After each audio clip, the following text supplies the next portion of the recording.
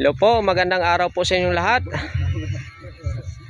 At nandito po tayo sa ating upo o kalubay, kung saan ay naglalagay tayo ng gapangan niya sa taas. At ito na po yung panibagong paraan natin sa paglalagay ng gapangan sa taas para mas madali at mas tipid sa anong tawag dito, yung kawayan. Ayan o. At malinis tingnan ang ating pagkagawa. Ayan.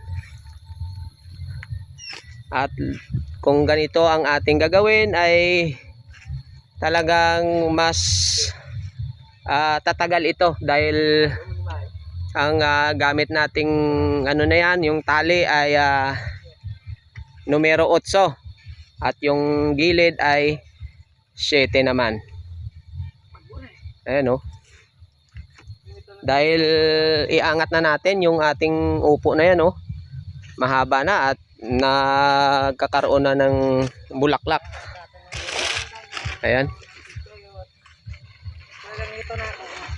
Ayan, kabilaan po yan, dalawa ang ating nilalagay dahil malapad yung ano natin, ating pagitan. Ayan o. Ganyan lang po mag-install ng net sa ating upo. At ang price po ng net na yan ay nasa sa Shopee ay 400 pesos only. 100 meters na po yan. Mahaba na po yan sa na ating paglalagyan. Ayan. Ayan pong malapit na pong matapos. Ayan po ang ating finished product na. Ayan. Na finish na nagawa. Ayan o. Kala mo ano lang, walang hindi makita yung net masyado. Ayan o, yan, malinis tingnan. Para hindi na po tayo lagi lagay ng gapangan sa taas, at pagkatapos nito pwede naman po siya sa ampalaya. Kahit na anong gawin natin dito sa ating ano ay magagamit natin. Pwede din pipino dito naman sa may ano, ilipat lang natin yung plat. Dito naman yan sa gitna. Ayan po yung ating upo.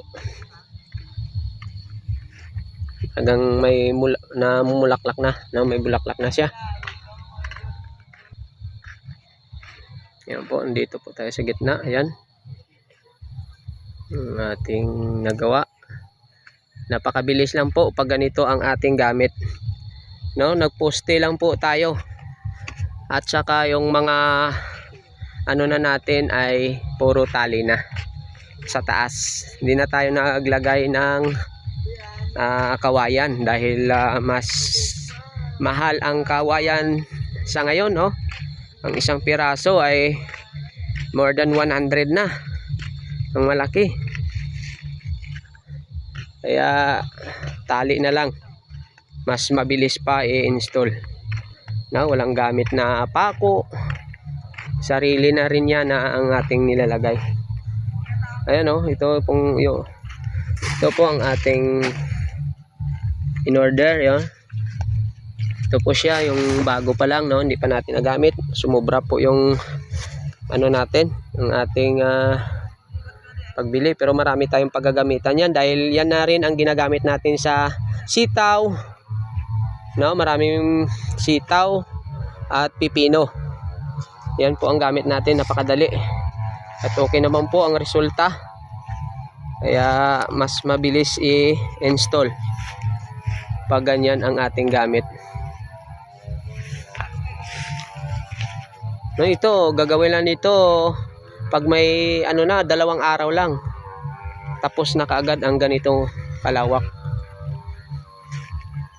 No, may kawayan lang tayo na poste. Yan saglit lang.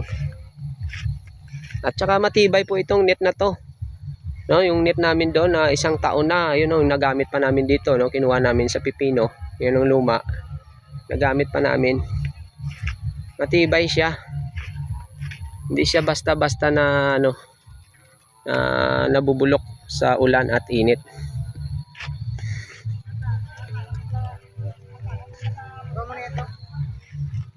Pwede naman yan siguro. Ayan po yung ating ginagawa rito, ang activity natin sa araw ng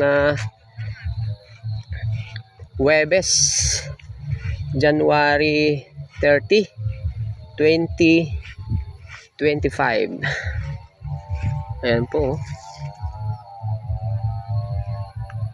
Yan lang po, ang ganyang kataas lang ang ating ginawa. Nasa 8 feet yata yan, no? Ang taas niyan 2.7.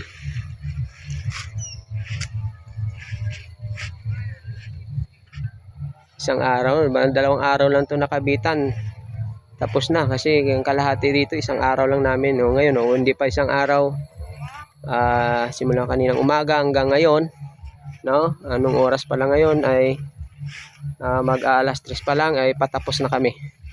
Ganyang kadali, no? Pero kung ginawa pa natin dyan, no, may mga kawayan pa tayo dyan sa gitna, sa ano, mas matagal at mas mahal. Ayan po, bumibili din tayo ng tali na yan, yung numero 8.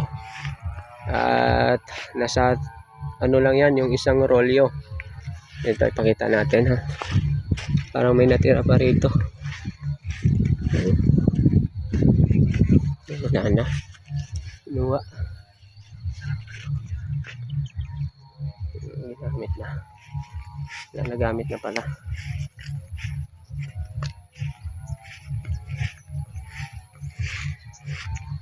Hindi na po tayo nag ano ng dito, no? Pagapang lang natin 'yan sa taas.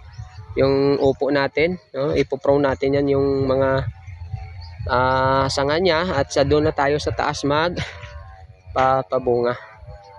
Yan, kayang kailangan na po to pag ganito naka-stage niya. Dapat nga mga isang ano pa, isang mga 1.5 metros na dapat na itaas, pero ito ay busy tayo. Kaya ngayon lang natin na ano, nagawa. Busy tayo sa ating talong. Yan. Yan, dalawahan yan, no. Nagkabit tayo dito. Tapos dito naman. Ayan, no. Gaganyan yan.